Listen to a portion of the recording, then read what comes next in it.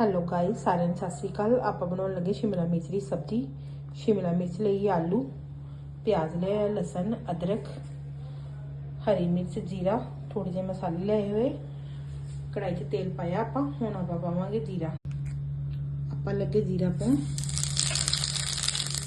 जीरा पाउण तो नाल ही मगर भुन्नो।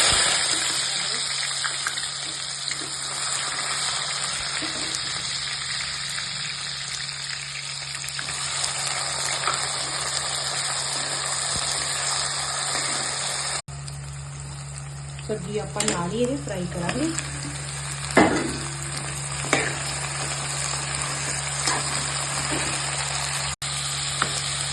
थोड़ी जी आप हरी मिर्च नाल ही पा देंगे। हुण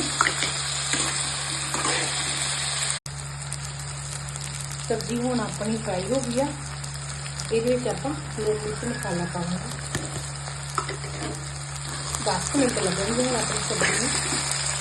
सब्जी हुण अपनी बिल्कुल तैयार बन गई।